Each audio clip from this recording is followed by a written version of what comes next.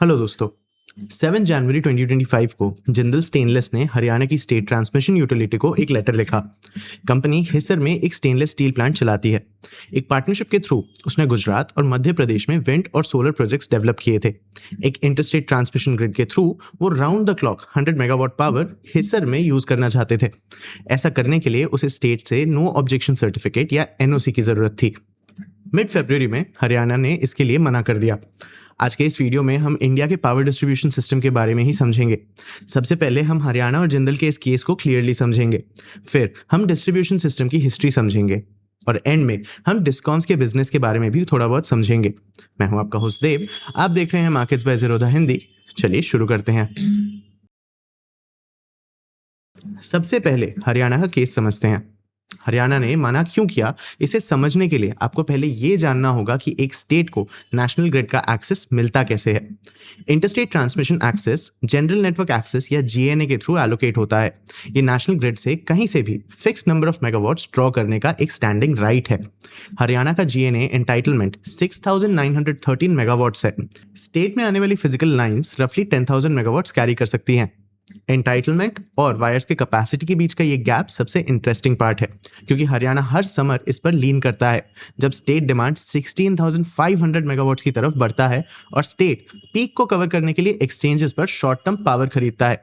वो परचेजेस उसी spare capacity पर मूव करते हैं जो जिंदल भी मांग रहा था। हरियाणा के पावर प्रोक्योरमेंट आर्म ने प्रॉब्लम को इस क्वेश्चन जैसे फ्रेम किया कि उस हेडरूम या एक्स्ट्रा कैपेसिटी पर पहले किसका क्लेम है। अगर जिंदल लॉन्ग टर्म बेसिस पर इसका 100 मेगावाट ले लेता है तो वो पावर स्टेट जून में यूज नहीं कर पाता है। जिंदल ने अप्रैल में वापस लिखा, ये कहते हुए कि वो किसी एडिशनल पावर की मांग नहीं कर रहा था। वो पहले से ही लोकल डिस्कॉम से लगभग 104 मेगावाट खरीद रहा था। गुजरात से सोर्स की गई हर यूनिट बस उस यूनिट को रिप्लेस करती है जिसे वो हरियाणा के डिस्कॉम से खरीदता। मई में कंपनी एक और स्टेप आगे गई। उसने कहा कि अगर ग्रिड स्ट्रेस में आता है तो हरियाणा इलेक्ट्रिसिटी डिपार्टमेंट इसके ओपन एक्सेस सप्लाई को डिस्कनेक्ट कर सकता है और जिंदल किसी भी इम्बैलेंस चार्जेस को भी बियर करेगा। स्टेट ने फिर भी मना कर दिया। सितंबर तक मैटर हरियाणा की ग्रिड कोऑर्डिनेशन कमेटी तक पहुंच गया, जिसने एक स्प्लिट प्रपोज किया। सर्टिफिकेट कैलेंडर ईयर के 9 महीनों के लिए इशू किया जा सकता है, पर जून, जुलाई और अगस्त के लिए नहीं। जिंदल कैलेंडर के 3 क्वार्टर्स के लिए अपनी खुद की पावर इंपोर्ट कर सकता है और बाकी के लिए डिस्कॉम से खरीद सकता है। जिंदल ने इस मैटर को इसके बजाय रेगुलेटर के पास ले जाना सही समझा। 23 जून 2026 को हरियाणा इलेक्ट्रिसिटी रेगुलेटरी कमीशन ने कंपनी के फेवर में रूल किया। उन्होंने कहा कि हरियाणा टेम्पररी यूजर्स के लिए कॉरिडोर कैपेसिटी प्रिजर्व करने के लिए लॉन्ग टर्म ओपन एक्सेस को डिनाई नहीं कर सकता। शॉर्ट टर्म समर परचेजेस के लिए स्पेयर कैपेसिटी रखना ऑपरेशनल सेंस बना सकता है, पर यह जिंदल को सेम ट्रांसमिशन कॉरिडोर का एक्सेस डिनाई करने का कोई लॉफुल रीजन नहीं है। तब भी विक्ट्री कंडीशंस के साथ आई। कमीशन ने ट्रांसमिशन यूटिलिटी को जिंदल के एनर्जी जनरेशन को कम करने के प्रपोजल को शुरू करने के लिए जरूरी प्रोसीजर्स और अंडरटेकिंग सेटअप करने के लिए 2 वीक्स का टाइम दिया और उसके बाद ही सर्टिफिकेट्स इशू करने को कहा।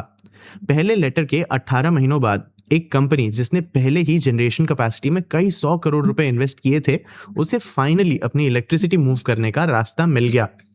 आज से 30 साल पहले अगर आप हरियाणा में एक प्लांट चलाते थे तो आप हरियाणा स्टेट इलेक्ट्रिसिटी बोर्ड से ही इलेक्ट्रिसिटी खरीदते थे, किसी भी प्राइस पर, किसी भी क्वांटिटी के लिए, और कोई दूसरा ऑप्शन नहीं था। पर इलेक्ट्रिसिटी एक्ट 2003 ने उस मोनोपोली को एक आसान रूल से तोड़ दिया। अगर किसी ट्रांसमिशन या डिस्ट्रीब्यूशन नेटवर्क में स्पेयर कैपेसिटी है तो ओनर को वो स्पेयर कैपेसिटी उन दूसरों के लिए अवेलेबल करानी होगी जो इस पर इलेक्ट्रिसिटी खरीदना और बेचना चाहते हैं। वायर्स पावर बेचने वाले एंटिटी के प्राइवेट प्रॉपर्टी की जगह एक शेयर्ड इंफ्रास्ट्रक्चर बन गए। ये कभी भी हाउस होल्ड्स के लिए डिजाइन नहीं किया गया था। थ्रेशोल्ड 1 मेगावाट और उससे ऊपर के लोड्स पर सेट किया गया था, जिसका मतलब steel plants, cement kilns, textile mills और ऑटो फैक्ट्रीज था। Green energy open access rules 2022 इसे रिन्यूएबल पावर के लिए 100 किलोवाट्स पर ले आए और कैप्टिव कंज्यूमर्स, मतलब उन कंपनीज के लिए जो पावर प्लांट में स्टेक ओन करती हैं और उसके आउटपुट को खुद कंज्यूम करती हैं, कोई मिनिमम ही नहीं है। वैसे हिसर में जब जिंदल की फैक्ट्री गुजरात के विंड फार्म से पावर ड्रॉ करती है तो उस विंड फार्म से फैक्ट्री तक कोई इलेक्ट्रिसिटी फिजिकली ट्रैवल नहीं करती। दोनों को कनेक्ट करने वाला कोई डेडिकेटेड वायर भी नहीं है। इंडिया का ग्रिड एक्चुअली एक सिंक्रोनाइज सिस्टम है। एक्चुअली जो होता है वो ये है कि जनरेटर एक एंड पर ग्रिड में अग्रीड अमाउंट इंजेक्ट करता है, कंज्यूमर कहीं और अग्रीड अमाउंट विड्रॉ करता है। सिस्टम ऑपरेटर बीच में पूरी चीज को बैलेंस रखता है और दोनों को बाद में स्प्रेडशीट पर मैच किया जाता है। इसे एक बैंक ट्रांसफर की तरह सोचो।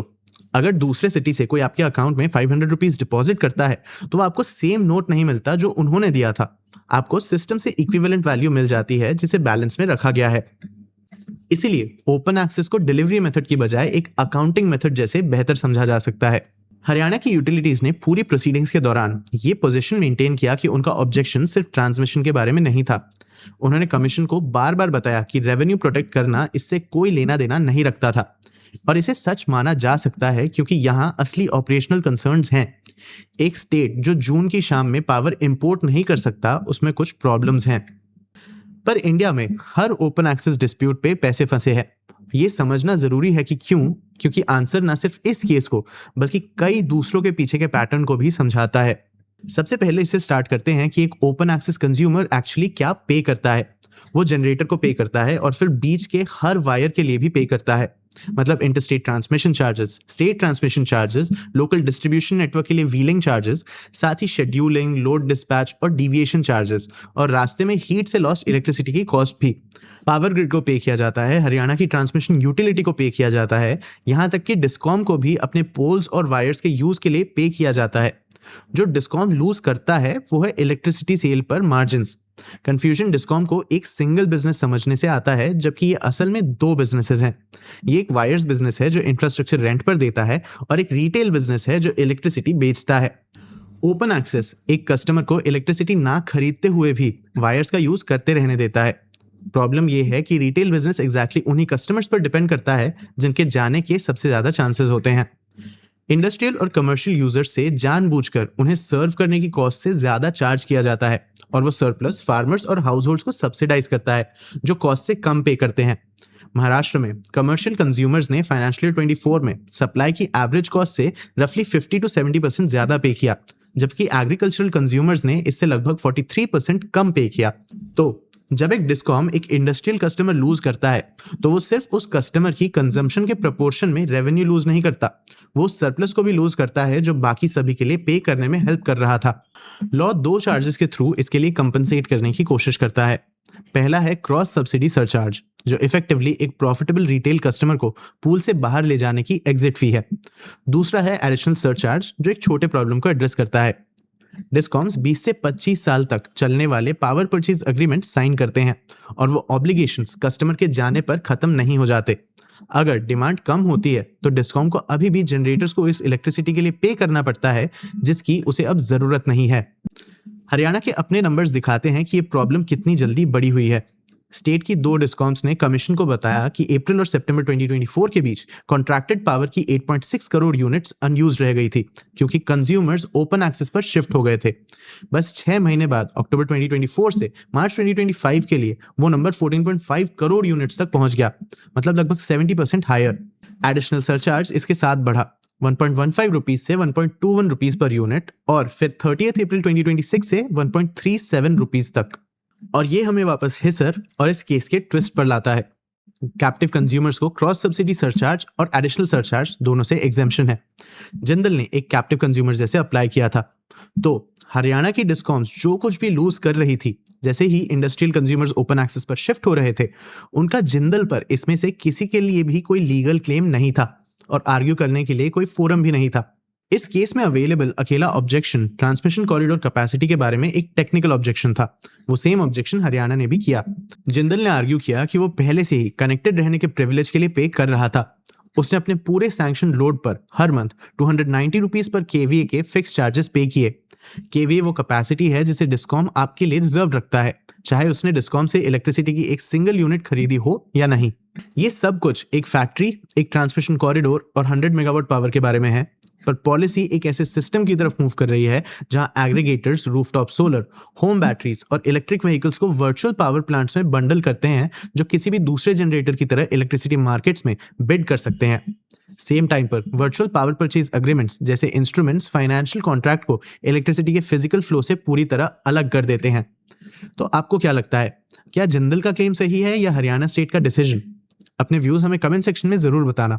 आगे आप कौन से टॉपिक से वीडियोस देखना चाहते हो ये भी हमें कमेंट सेक्शन में जरूर बताना। अगर ये वीडियो आपको इन्फॉर्मेटिव लगा तो इसे लाइक और शेयर जरूर करना। ऐसे ही और वीडियोस के लिए चैनल को सब्सक्राइब भी कर लेना। आज के लिए इतना ही, मिलते हैं अगले वीडियो में।